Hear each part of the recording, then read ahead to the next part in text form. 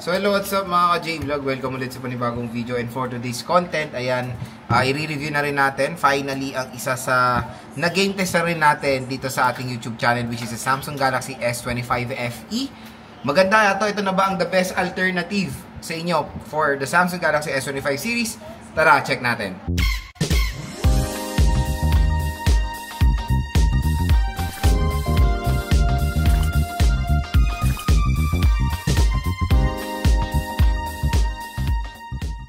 So shoutout sa mga nakanood ng ating game test ito sa Samsung Galaxy S25 FE. At syempre, recently lang ito lumabas dito sa Philippines. Actually, lumabas lang ito noong September 2025 with a hefty price tag na 39,990 pesos. Yun yung kanyang starting price for the 8GB, 128GB of internal storage. And ang magandang balita mga idol dito sa ating view products, makukuha nyo lang ng bagsak presyo ang S25 FE. There's a possibility na makukuha nyo ng 30 to 31,000 pesos for the base model netong smartphone na to. So, ang laki na madi-discount nyo compare pag bibili kayo sa mall. Kaya kung interested kayo sa S25 FE, dito lang kayo bibili sa ating view products. Since September, alam nyo naman pag September, naglalabas talaga si Samsung ng mga fan edition ng S25 or S24 or S series nila. Nagawa na niya sa S23, S24, S21, S20. So, syempre, di ba, nilalabas kasi ang S-series early year ng taon. And, pag mga late ng taon, ay naglalabas sila ng fan edition, which is itong ang S25 FE. So, siya yung affordable version. So, yun nga mga ka-J-Vlog, available na S25 FE. And, ang maganda nga doon is, siya yung affordable side ngayon ng S25 series. Although, makakabili ka rin naman na ng S25 series ngayon ng mas mura kasi early 2025 sila lumabas. There's a possibility nga na bagsak presyo rin sila sa online and lalo na sa ating mga vlog sa Green Hills. Pero again, ginawa ito ni Samsung, fan edition siya and ang gaganda rin naman ng mga lumalabas na mga fan edition ng Samsung S23, S24, and ngayon is S25 series. And na-game test ko na to, when it comes sa performance, superb din naman na mo-offer ng S25 FE. And kung interested nga kayo dito sa smartphone na to at gusto nyo siya makuha ng bagsak presyo, dito nyo lang yan kukunin sa ating view products. Mura at bagsak presyo lang dyan ng S25 FE. So yun, i-share ko naman sa inyo yung mga gagandang features din naman kahit papaano ng S25 FE and of course yung kanyang cons. So pros and cons tayo dito ngayon sa ating video. Number 1 muna, pag-usapan natin yung overall display. When it comes to overall display, okay naman ang screen size, okay ang display quality dahil Dynamic AMOLED. Medyo nalungkot lang ako when it comes sa part ng kanyang resolution. Full HD Plus 1080p. Yang ganyang resolution, usually nakikita natin yan sa mga higher entry and even mid-range. At yung mga mid-range ngayon, nag-step up na sila sa resolution beyond 1080p, minsan 1220, 1440, 1.5K resolution, 2K resolution, diba? So, hopefully mag-step up din si Samsung when it comes sa resolution. Pero, nung trinay natin ang Samsung Galaxy S25 FE, yung Dynamic AMOLED display talaga ang pinaka-solid dito. Kahit na Full HD Plus 1080p lang ang kanyang resolution, na-boost naman yan ng Dynamic AMOLED. So maganda, very vibrant, very colorful yung display rin netong smartphone na to. Talagang ma-appreciate nyo ang display quality ng Samsung Galaxy S25 FE. Kumbaga, may-enjoy nyo maglaro, may-enjoy nyo manood ng movies dahil bibigyan kayo nito ng premium display quality. Next is operating system. When it comes to operating system, longevity is there. When it comes to Samsung Galaxy S25 FE, matagal nyo po itong magagamit. Matagal po ang matsusupport to na software update. Ma-update pa automatic sa Android 16, Android 17, Android 18, no? Para na tayo sa Dragon Ball. Android 19, hindi natin alam, or Android 20 pa, di ba? So, si Samsung, usually ang promise time nila sa mga update nila is 3 years to 5 years na masusupport din yan matik ng S25 FE. Kung naghanap kayo ng smartphone when it comes to longevity, user-friendly na operating system, magandang masuggest sa inyo ang S25 FE din. Next, mga ka-J-Vlog sa kanyang chipset. Eto, grabe, ngayon lang ako nakatry ng Beyond octa-core processor. Biruin mo, ang processor nito is deca-core. Ano ba ang deca-core? 10-core po yan. Kasi ang octa is 8. Ito po ay 10-core CPU. Exynos 2400 na 4nm lang ang chipset nito at Eclipse 9400 ang kanyang GPU. Grabe. Nung giname test din natin ang Samsung Galaxy S25 FE, lahat ng laro na trinay natin is kayang-kaya na itong smartphone na to. So again, maraming nagiging skeptical sa chipset na Exynos. Gets ko naman kayo dyan, mas prefer nyo talaga ang Snapdragon 8 Elite. Siyempre, when it comes sa ganitong price tag, 8 Elite na talaga usually ang nakukuha natin for a flagship devices. So, dito is medyo lumalaban din ng Exynos ngayon ni Samsung na deca-core na ang i-offer. Napakataas ang clock speed, 3.2 GHz pa. Next sa camera, the camera is superb din, 50 megapixel main, pero ito malupit, support niya ang 8K video recording sa rear camera. Na-try na natin to, magpapakita rin ako ng mga photo samples later on ng Samsung Galaxy S25 FE. Napakaganda rin ng mga photo quality na mapoproduce nitong smartphone na to, pang flagship level na talaga, and even the quality of the 8K resolution is, yun nga, maganda na meron tayong ganyang support. Kumbaga, future-proof na rin, pero I know, dito sa atin sa Philippines, more on talaga ginagamit natin na resolution is 4K. So, 4K 60, meron naman din dito sa Samsung Galaxy S25 FE. Is of course, sa kanyang battery, 4,900 mAh. So, syempre, specs-wise, for its price, usually talaga pag flagship, ganyan talaga ang bibigay. 4,900, 4,800, 5K, compare sa mga budget ngayon na 7K, 6,500, 6,200, diba? Pero, again, for specs-wise, makunat din naman or malaki rin naman ang battery capacity na 4,900 mAh. And 45 watt fast charging siya. So, in less than 1 hour lang mo full charge na siya at support niya rin ang wireless charging. Siyempre, maganda rin sa S25 FE, i-support niya ang IP68. So, yung rating niya ng tubig or water protection is same ng protection sa S25 Plus, S25, and S25 Ultra, and even the iPhone 17 Pro Max, 17 Pro, iPhone Air.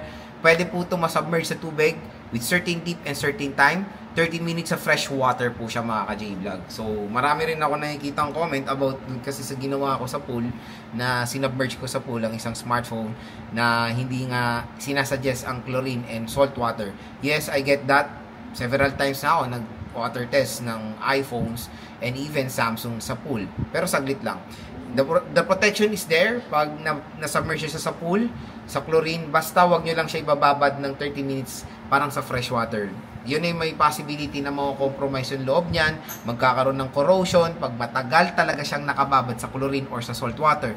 Pero for example, sinubmerge lang ng saglit to take underwater shots, meron niyang protection at subok ko na yung ganyang gawain, kumbaga sa mga devices ko. So, ang napansin ko lang konting con dito sa Samsung Galaxy S25 FE is of course the resolution, Full HD Plus 1080p at medyo kuripot si Samsung when it comes sa RAM at ROM. Yun lang naman. Pero again, meron din naman option to 256 and 512 and sana alisin na nila ang 128 for this kind of price tag and even 8GB of RAM. Dapat at least 12GB ang minimum at 256 or 512 na ang the best option. So yun, mga ka-J-Vlog, hopefully nakatulong ito sa inyong buying decision. Overall specifications ng S25 FE, maganda, flagship level naman din itong smartphone na. So yan, let's explore yung total build quality nitong S25 FE. Syempre, it's a glass back, matte glass siya, very identical din siya, to be honest, sa design din naman ng S24 FE. So, parang mas nare-resemblance ko to sa sa A55, mga ganyan na wala lang ergonomics dito sa gilid. Triple rear camera system right here, and a flash. Very minimalist lang naman ang mga design talaga ng mga Samsung brand, especially for their S series. Ano siya, kumbaga matte finish naman siya overall, no glossiness dito sa device na to. Aluminum frame, of course.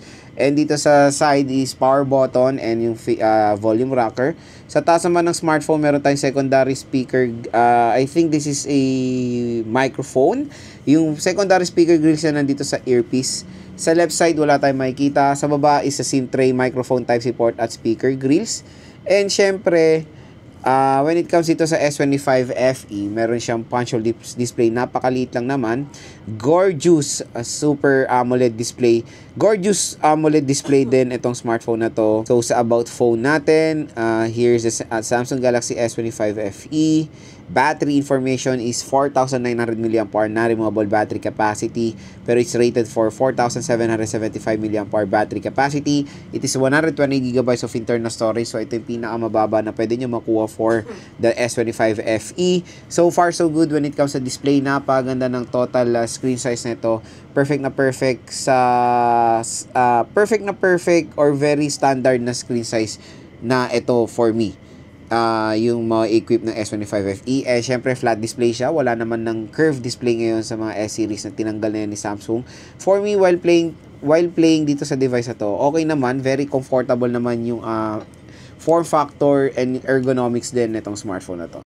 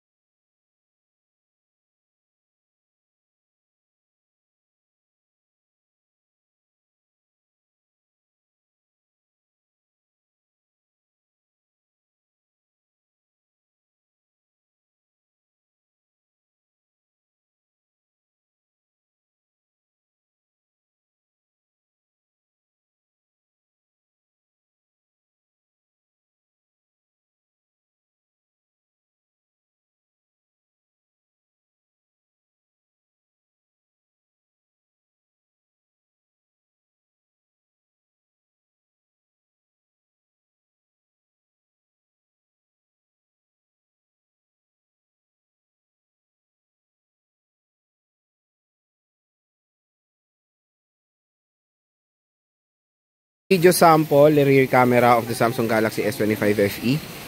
Yan, napakalinaw po ng camera nitong smartphone na to. Sobrang solid. So hindi ka nga lang pwede mag-transition sa main to ultra wide camera. Pero ang linaw, in fairness, ng camera nitong S25 FE. Ayan, zoom natin. Hanggang 10 times zoom. Ayan, maganda dito, pwede na tayo mag-switch sa front-facing camera without pausing the video. Ayan, front-facing camera, same resolution, Full HD 1080p, 60 FPS. I think yung front-facing is 4K, up to 4K. Tapos yung rear is up to 8K 30. Ayan siya. Ang linaw mga idol ng front-facing camera netong Samsung Galaxy S25 FE. So yan, let's explore the camera app of the Samsung Galaxy S25 FE. Sobrang solid ng camera neto, sobrang linaw, nag-provide na rin tayo ng camera photo quality netong Samsung Galaxy S25 FE. Meron siyang ultra-wide camera na 0.6, mas wider of course ang iPhone dahil 0.5. Meron tayong 2 times zoom, 3 times zoom, 10 times zoom, 20 times zoom, and 30 times zoom. Yan. Tap the preview. Okay, ayun, no, na-focus. Tingnan nyo naman yung cloth, di ba? Very, very detailed. Picturean natin mga idol. Ayan. 30 times zoom yan dito sa Samsung Galaxy S25 FE. And syempre, powered to ng AI. Pwede kayo mag-erase ng mga nasa background nyo. And when it comes sa front-facing camera, ayan, malinaw. Malinaw talaga rin ang front-facing camera ng S25 FE. So, meron tayong parang slight konti lang na nag-ultra-wide siya. Okay. And when it comes sa portrait, ayan, for the background blur, meron tayong 2x and 1x for the main camera. Video mode, ang pinakamataas sa resolution na ma-offer ng Samsung Galaxy S25 FE is 8K resolution. Pero the best na pwede natin ma-reco when it comes sa shooting methods, 4K 60. Okay na po yan. 8K, wala naman gano'ng pag gumagamit ng 8K resolution sa smartphones ngayon. At some more, marami tayong ganap like Pro Mode, Pro Video, Night Mode, Food, Panorama, Slow Motion, Hyperlapse, Portrait Mode, Dual Video, and Single Take.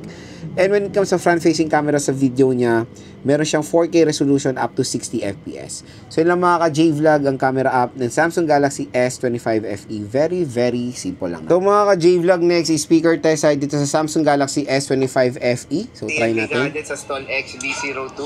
Ayan. Second floor, Green San Juan City. So dual series speaker siya. Style ng mga iPhones ito kay Ate Mayen. Napakalakas ng speaker nito.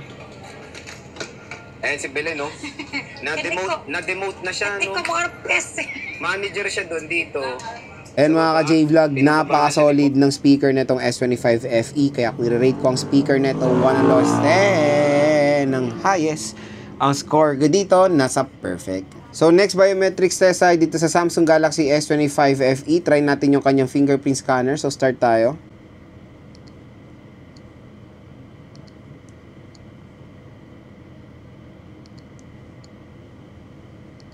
Ayan. So pagdating sa fingerprint scanner, fast and accurate naman. Next is face unlock. Uy, ang bilis ah. Bam. Ang bilis ng face unlock nito mga idol, oh. Fast and accurate naman. So yun mga ka-J-Vlog, the main question, Lods, sulit ba ang S25 FE? To be honest, when it comes sa base model, hindi po sulit yung base model niyan. Magiging real talk lang ako dito dahil 8GB 128, I think for a price tag na 40,000 pesos, is a big no-no yan mga idol. Kasi 128GB and even 8GB na nakikita natin yan sa mga entry-level smartphone. When it comes sa kanyang overall specifications, maganda ang ma-offer ng S25 FE. Pero when it comes sa RAM at ROM, medyo dun lang tayo na-disappoint or nalungkot lang talaga. The camera is great, battery is okay rin naman, 4,900 mAh, almost 5,000 mAh battery. Napaganda ng kanyang display dahil dynamic AMOLED siya. Yun nga, for a price tag na ganyan na SRP, hindi nga bagay yung kanyang ibang specs. Pero mas makuha niya siya ng mura ngayon ng 30,000, around 30,000 for an S25 FE. Yung mga ibang solid talaga na S20 na mga Samsung fans, mas ma-attract dito sa Samsung Galaxy S25 Fan Edition. Maganda rin naman ng overall design, very identical sa S25 Plus, pero mas maliit lang yung kanyang camera based on my observation. Pero yun mga ka-J-Vlog, I suggest don't go for the 128GB, sobrang baba niyan.